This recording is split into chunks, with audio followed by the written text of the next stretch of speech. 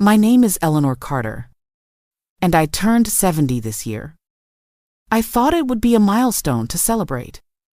A day surrounded by the people I had devoted my entire life to: my son Daniel, his wife Harper, my grandchildren, Lily and Noah, and my sister Judith with her husband Mark.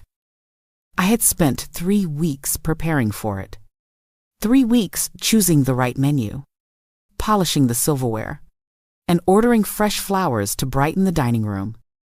I even bought a new dress, navy with delicate pearl buttons, the kind Daniel once said made me look elegant. On the morning of my birthday, I stood in my kitchen humming quietly while the roast lamb browned in the oven. A lemon cake, layered and frosted with care, cooled on the counter, filling the air with sweetness. I arranged the table with my best china, crystal glasses catching the light from the chandelier. I wrote each place card in my neatest handwriting: Daniel, Harper, Lily, Noah, Judith, Mark. My chair at the head of the table stood waiting, where I imagined myself looking at all their faces, glowing with laughter and love.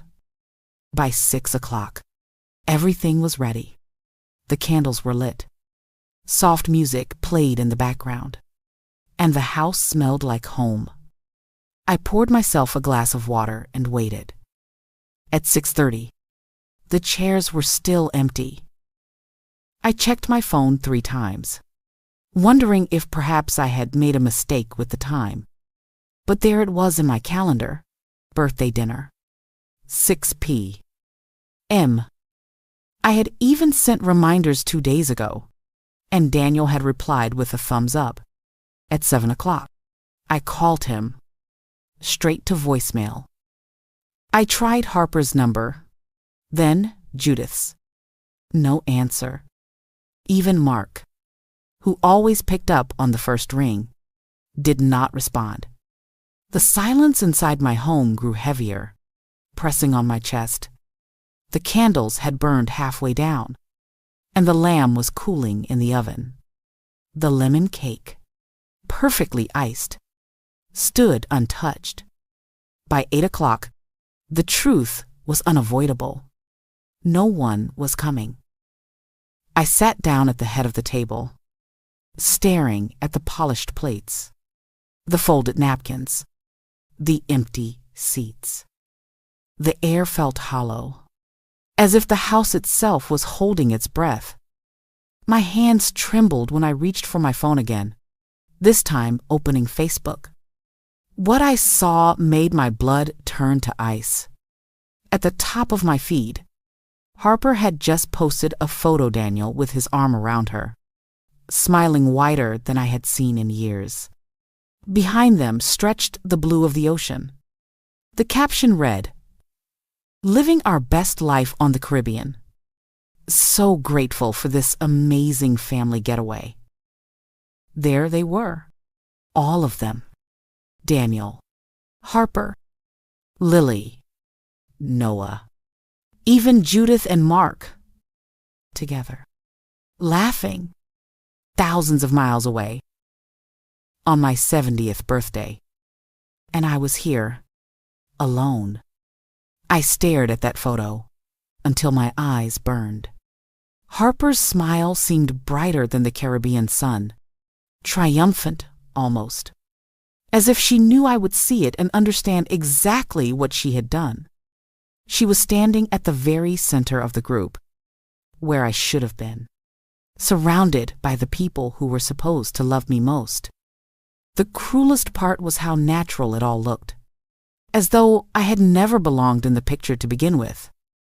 I set the phone down carefully on the table, afraid my trembling hands might drop it.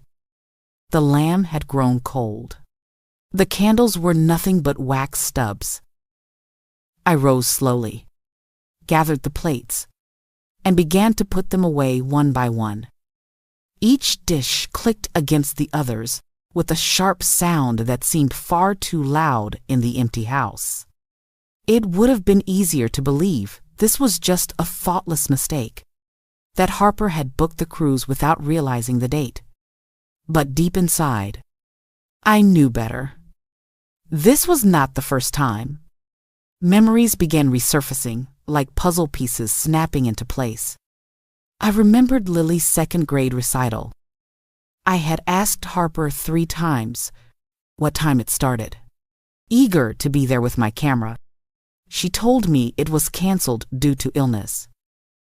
That same evening, I saw photos on Facebook Harper in the front row, Lily in her tutu, smiling nervously under the stage lights. Then there was Noah's 5th birthday.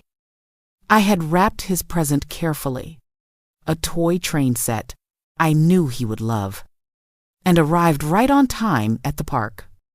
Harper met me at the gate with her polished smile. "Oh, Eleanor, didn't Daniel tell you? We had to move the party to tomorrow. Little scheduling mix-up." But I could hear children laughing behind her, see balloons bobbing above the fence. Later, when I asked Daniel about it, he looked surprised. "No, Mom, the party was definitely today." And Christmas, that one still stung the most. Just 2 days before, Harper had called with a voice full of concern. "Daniel's under a lot of stress at work.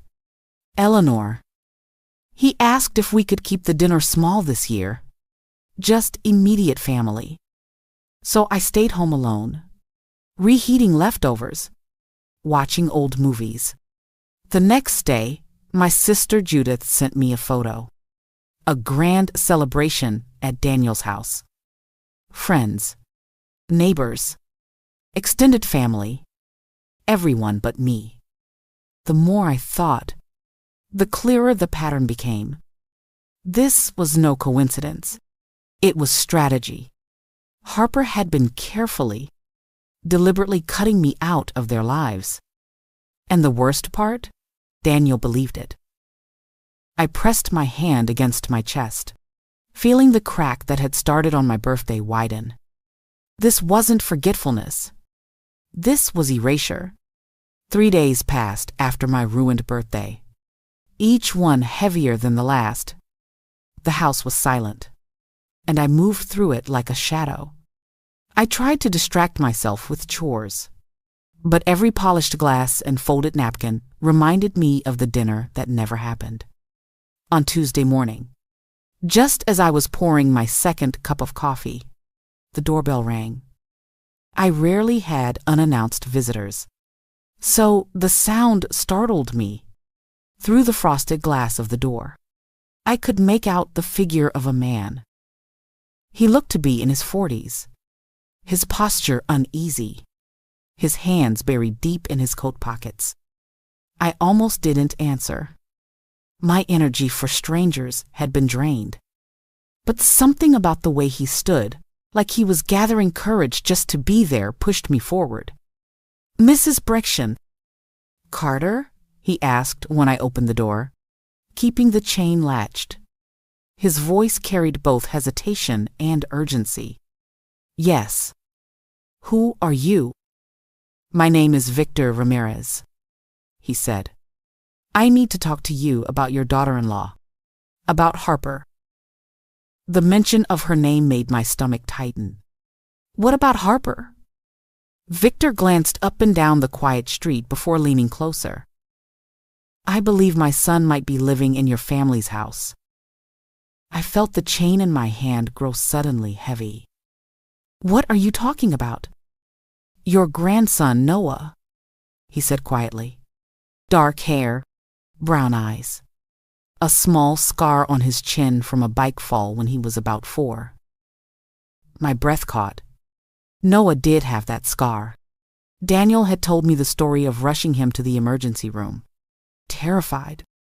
But how could this stranger know? I unlocked the door and let him step inside, my heart pounding. We sat in the living room, the morning light cutting pale stripes across the carpet. Victor's hands trembled as he clasped them together. This will sound unbelievable, Mrs. Carter, but please hear me out.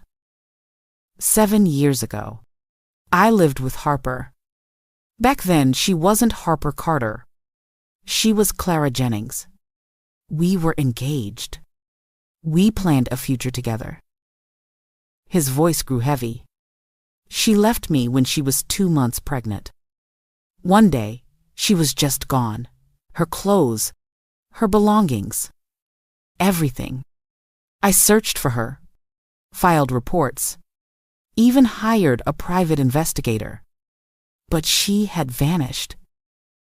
I stared at him, my pulse roaring in my ears. Victor reached into his coat and pulled out a photograph. It was of him as a child, around 7. I gasped. The resemblance was unmistakable. The same stubborn jaw, the same deep-set eyes, the same small gap between the front teeth that Noah always tried to hide when he smiled. I've watched from a distance, Victor admitted, his voice breaking. And I know, Mrs.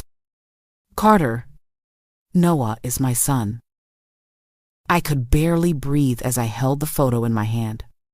The resemblance was too sharp to dismiss as coincidence, but my mind refused to accept it. Noah, my grandson, Daniel's son. How could the stranger claim otherwise? Victor leaned forward, his eyes intense but weary. At first, I thought maybe I was imagining it. Children can look alike, right? But the feeling in my gut wouldn't go away. So I hired another investigator, a good one this time. And what he found, he exhaled shakily. It confirmed everything I feared. He slid a folder across my coffee table. My fingers hesitated before opening it. Inside were copies of public records, photographs, legal documents. On one page was a name, Clara Jennings. Harper's face stared back at me from an old driver's license photo, though her hair was darker and her expression harder, stripped of the polished charm she carried now. That's her, Victor said softly. You're Harper?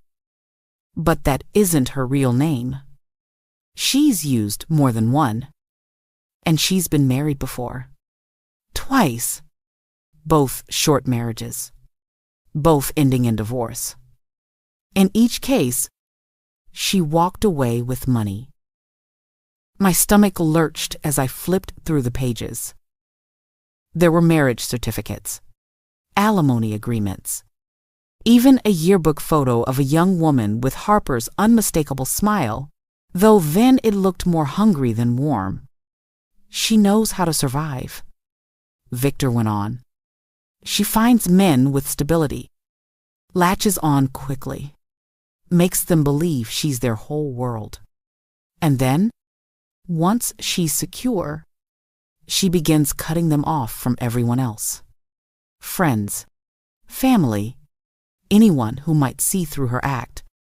It's always the same pattern. His words sank like stones into my memory. Daniel used to call me every other day before Harper. He would share stories from work, ask me for advice, stop by just to check in. After Harper, the calls grew fewer, the dinners less frequent. Excuses piled up, always gentle, always reasonable, but slowly erasing me from his life.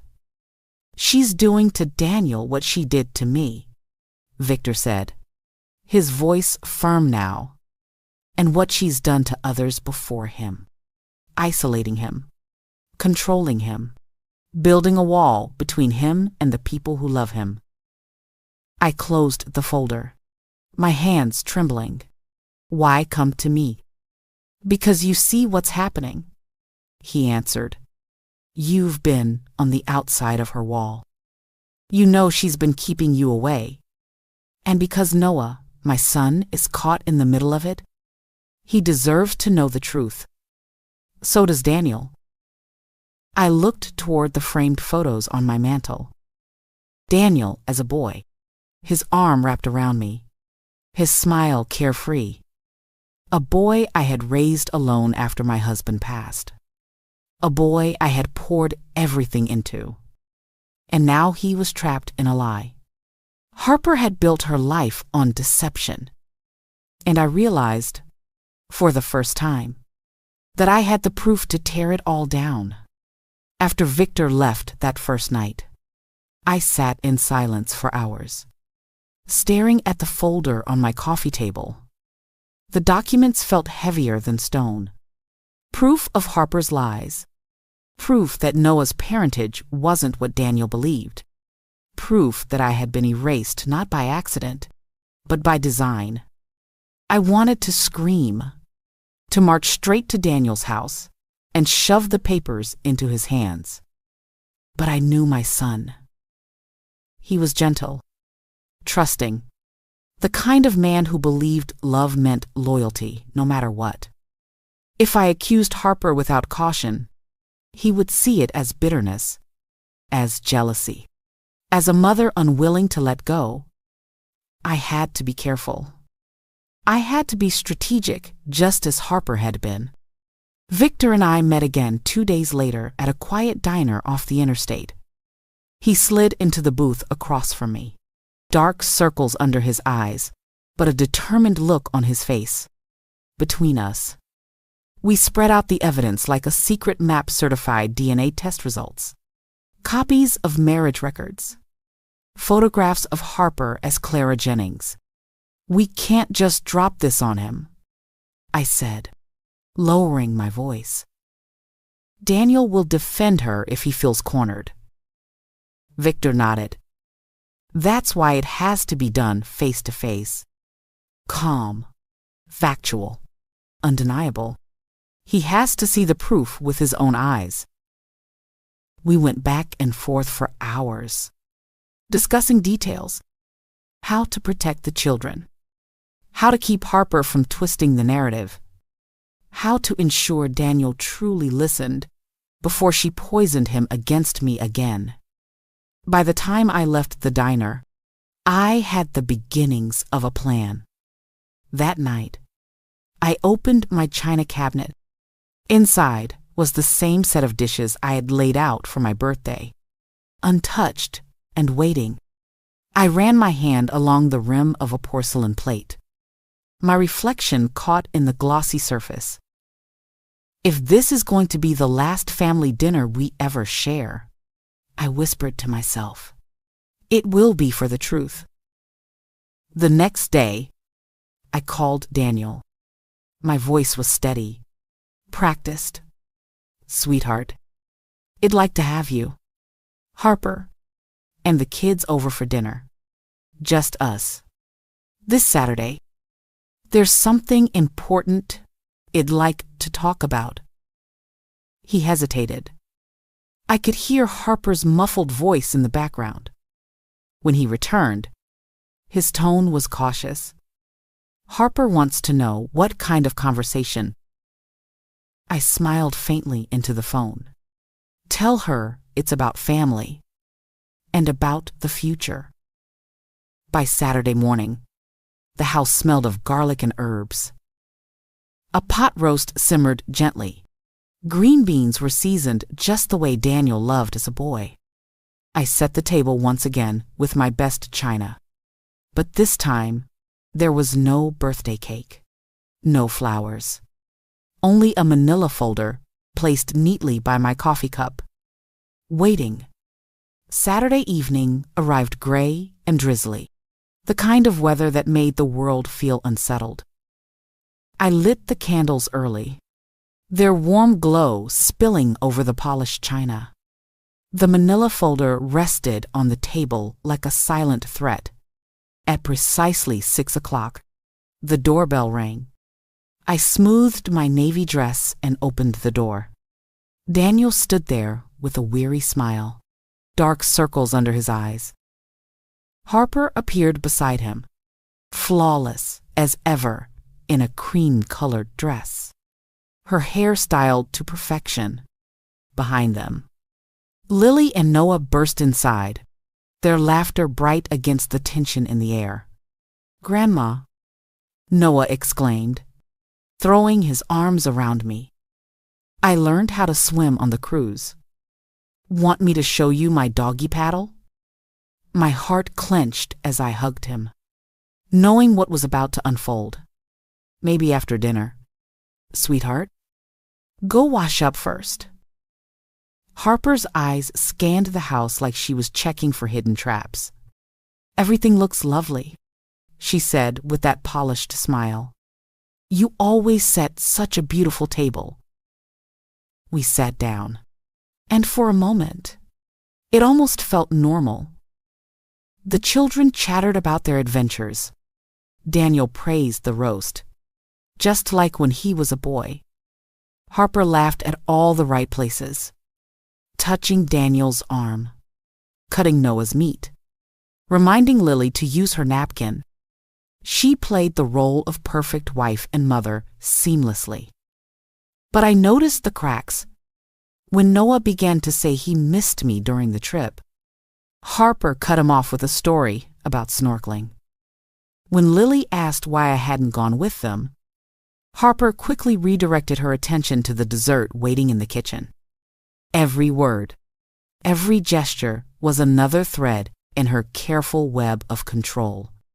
After the plates were cleared, I drew a steady breath. "Children, why don't you play in the living room while we talk?" Harper tensed. "Actually, they need to get ready for bed soon.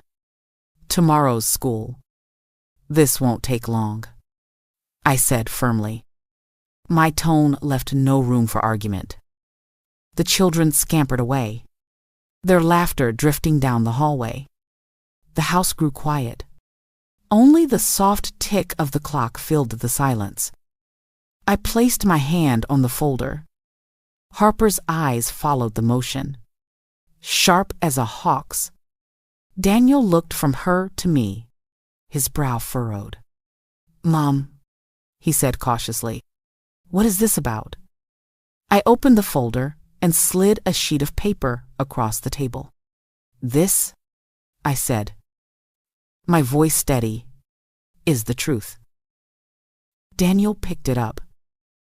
His eyes scanned the lines.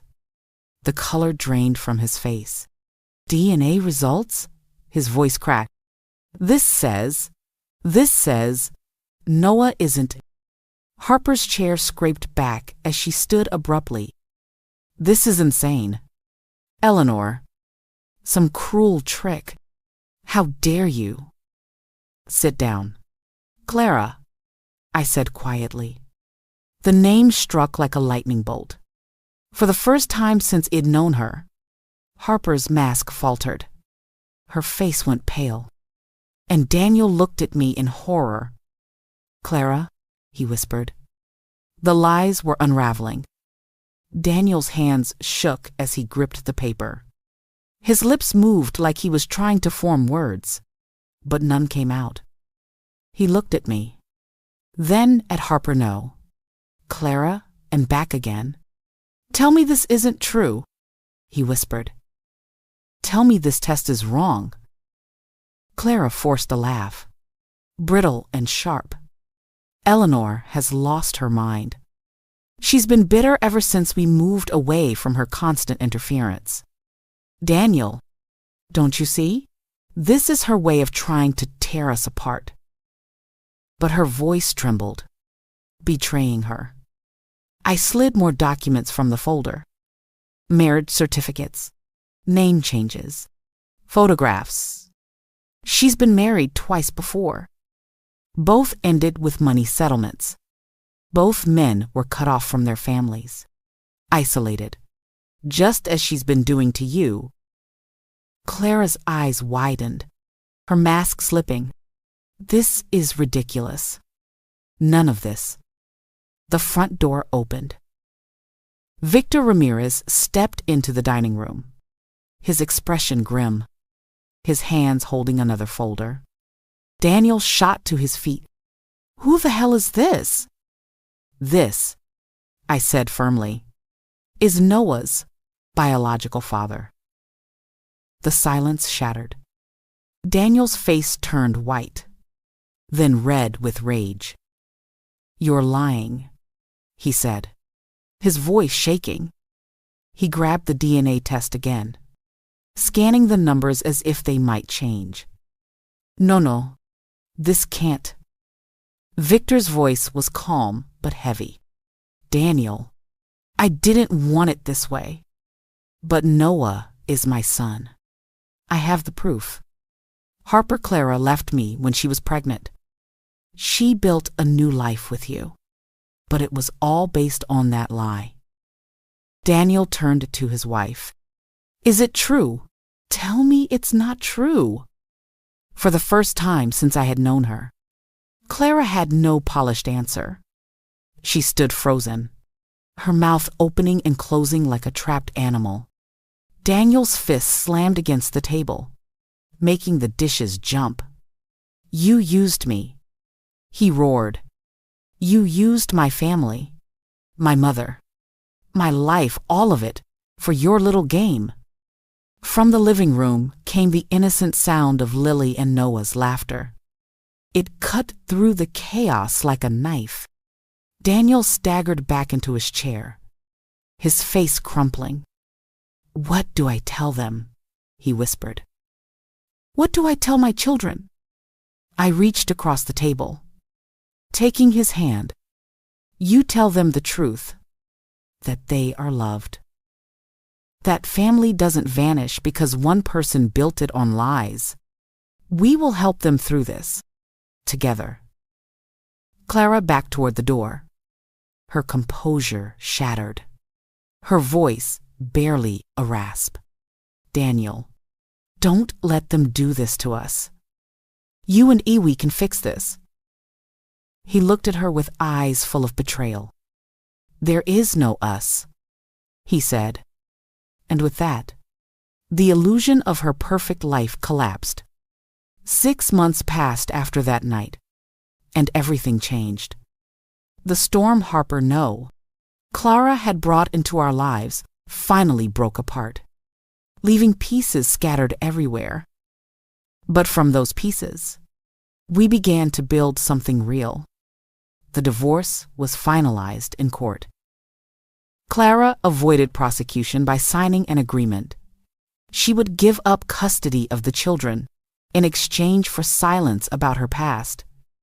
She left New York as suddenly as she had once entered our lives. Some days I still wonder where she went, if she's weaving the same web somewhere else. But she left something behind. She could never reclaim 2 children who finally knew peace. Daniel moved back into his own house, but the oppressive weight of secrets was gone. For the first time in years, I saw my son breathe freely. He gained back the weight he had lost, his eyes clearer without Clara's constant manipulation. Victor became part of our circle slowly, carefully. At first, Noah resisted. He clung to Daniel. Confused by whispers of truth he only half understood. But children have a way of recognizing love when it is real. Over time, he began to call Victor Dad Dave, while still calling Daniel Dad. It was strange at first, but it soon became natural. Lily, sweet Lily, adjusted too. She worried about losing people, afraid I might vanish the way her mother had. But with time, with patience, she came to understand that I wasn't going anywhere. Every Sunday she arrives at my house with daisies, her favorite, and runs straight into my arms. Our Sunday dinners have become a ritual now. The house that once echoed with silence is filled with laughter, the clatter of dishes, the hum of family. Daniel brings wine. Victor sets the table. And the children argue over who gets the first slice of pie. We sit together. Not a conventional family, perhaps, but a true one. One evening, after the children had fallen asleep watching a movie, Daniel sat across from me at the kitchen table. His voice was quiet but steady.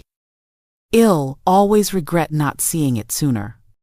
Mom, all the times she kept you out. All the times I believed her over you." I reached for his hand. "You can't blame yourself for trusting someone you loved. That's not weakness. That's humanity. What matters is you see clearly now." Victor added softly, "What matters is that the kids know they are safe. And they are loved. That's what lasts." I looked around the table, at the two men who had both been deceived by the same woman, and at the family we had built together. For the first time in years, I felt whole. That night, as I tucked the children into bed, Noah whispered, "Grandma, I am glad you found Daddy Dave. Now I have the most dads in my class." His pride made me laugh and cry at once. And I realized something. My 70th birthday had felt like the end of my place in the family. But it wasn't the end at all. It was the beginning of a new chapter. A chapter where truth mattered more than appearances. Where love was chosen, not manipulated. Where age did not erase my value, but gave me the strength to fight for what was right. The lesson I carry now is simple. Family built on lies will always crumble. But when truth is spoken and love is defended, even broken families can be rebuilt stronger than before. Looking back, I realize my 70th birthday was not the end of my family, but the beginning of its rebirth. That night of silence, that table set for people who never arrived, could have broken me completely. Instead, it pushed me to face the truth I had been too afraid to name. Harper's lies tore through our lives, but they also forced us to see what love really means. Daniel learned that loyalty does not mean blindness. Victor discovered the courage to reclaim his son. And I found my voice again after years of being erased. Today our family looks different, perhaps unconventional, but it is built on honesty, not illusions. The lesson is simple. When someone tries to erase you, stand firm. When deception poisons the bonds you treasure, fight for truth. Real love, once tested, becomes stronger than anything built on lies.